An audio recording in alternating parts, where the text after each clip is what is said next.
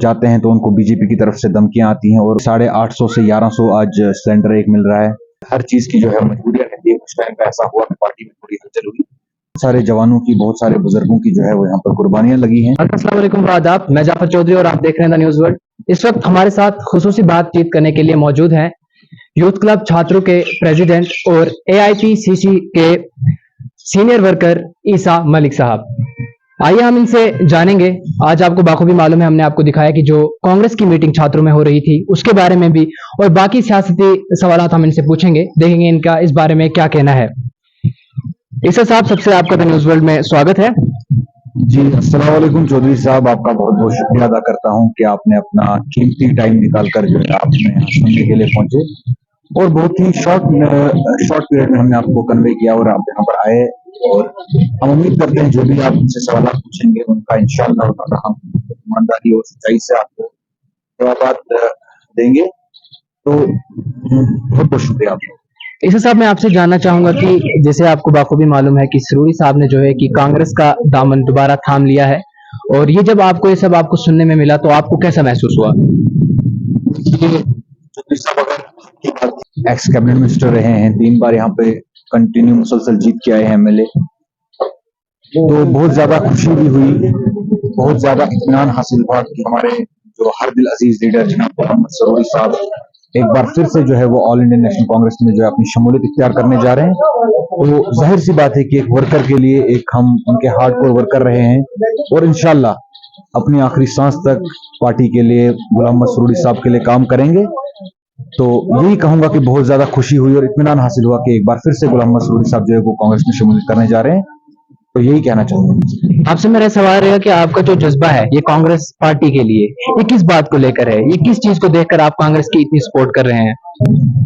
देखिए चौधरी साहब, सबसे पहले आप मैं ये कहूंगा कि जो इंडियन नेशनल कांग्रेस जो है जमात है, ये कोई 10 साल 11 साल 12 साल पुरानी जमात नहीं है।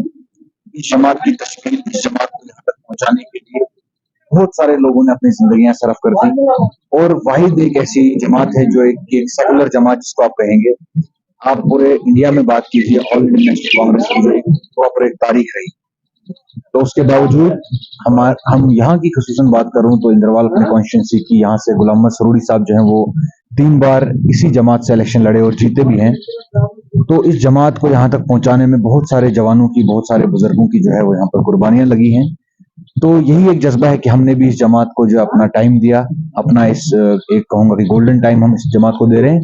और जो ज्यादा जो इत्मीनान की बात यह है कि हम इस जमात के अंदर जो काम कर रहे हैं वो गुलाम मोहम्मद सरूरी की सरबराही में काम कर रहे हैं। तो ये हमारी कुछ मैं आपको कहूंगा नक्शल में ये हमारी कुछ चीजें हैं कि जो इस जमात में पाई जाएंगी। और आप अक्सर देखेंगे कि ऑल इंडिया एआईपीसीसी के जितने मेंबरान हैं 80% आपको उसमें यंग जनरेशन के मिलेंगे, जिनको मौका दिया जा रहा है, जिनको प्लेटफॉर्म दिया जा रहा है। और खुसूसन बात करूं तो इंद्रवाल में हम इस पे इंशाअल्लाह ताला बहुत अपने सच्चे दिल से, ईमानदारी से, डेडिकेशन से काम करेंगे। और आज तो बहुत ही ज्यादा खुशी का दिन है, मुहर्रम का महीना भी चल रहा है जैसा कि आपको मालूम है।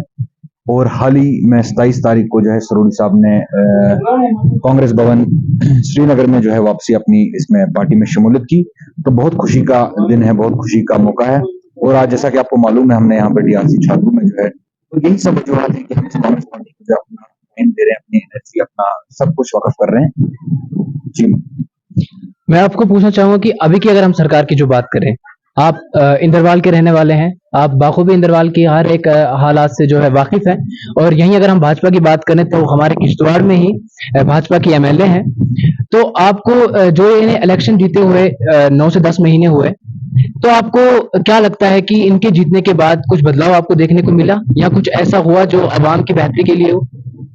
देखिए जी, अगर कुछ बदला है इन 9-8 महीनों में, जो भी आप कह रहे हैं जितना टाइम हुआ, अगर हम हेडक्वार्टर किश्तवाड़ की बात करें तो सबसे बेसिक चीजें आप देखिए वहां पर। आप देखिए कि अगर आधे घंटे की बारिश पड़ती है तो किश्तवाड़ में मालीपट से लेकर जो हम सरापटा की बात करें तो इस तरीके से ड्रेनेज सिस्टम में नुकसान पड़ा है।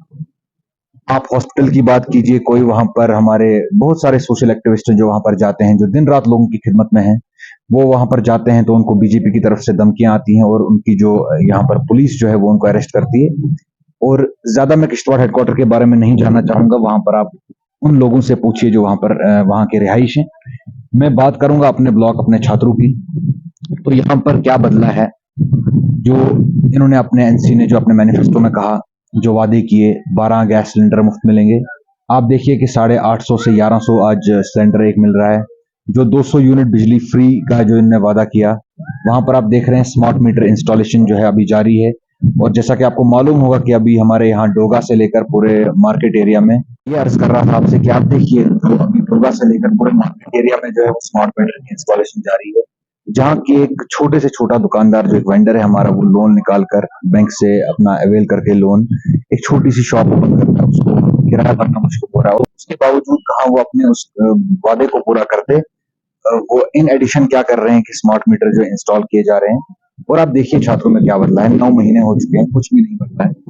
बेसिक चीजों की बात कीजिए, ड्रेनेज सिस्टम आप देखिए, यहाँ का इंफ्रास्ट्रक्चर देखिए, जहाँ 10 साल पहले 2014 से पहले जो रोड जहाँ पर पड़े हुए थे जो वो वही है, कोई एडिशन कोई एक्सपेंडिशन नहीं हुआ। और खासकर मैं बात करूंगा अपनी जनता की कि आप देखिए यूथ जो है वो ड्रग्स की तरफ जा रहा है। और बहुत ज्यादा जो आप आए दिन देखते होंगे किस तरह के केसेस हमारे यहाँ आ रहे हैं, एक्सीडेंट्स हो रहे हैं। परसों मैं ये कहना चाहूंगा कि सरकार को जो है वो साफ तौर पे ये कहना चाहिए कि अगर ये कहते हैं कि यूटी में जो है काम नहीं हो रहा है तो आप इस्तीफा दीजिए। आपको कौन जबरदस्ती कर रहा है कि आप हुकूमत में रहिए। आपसे मैं जानना चाहूंगा कि कांग्रेस में शमूलियत के बाद आप कांग्रेस से क्या उम्मीद रखते हैं और आप यहाँ के युवा को क्या मैसेज देना चाहेंगे? कांग्रेस पार्टी की बात जो आप कर रहे हैं, देखिए एक नेशनल पार्टी है, हर जगह आपको पूरे एनके में, पूरे इंडिया में हर जगह आपको मिलेगी। और हम उम्मीद करते हैं कि जिस तरीके से कांग्रेस ने पहले सेक्युलर तरीके से एक डेवलपमेंटल सोच के साथ, एक अच्छे थॉट प्रोसेस के साथ जो पार्टी को आगे बढ़ाया है, तो इंशाल्लाह उम्मीद करते हैं कि सरूरी साहब का भी वही मकसद है। हर चीज की जो है मजबूरियां रहती है, कुछ टाइम पे ऐसा हुआ कि पार्टी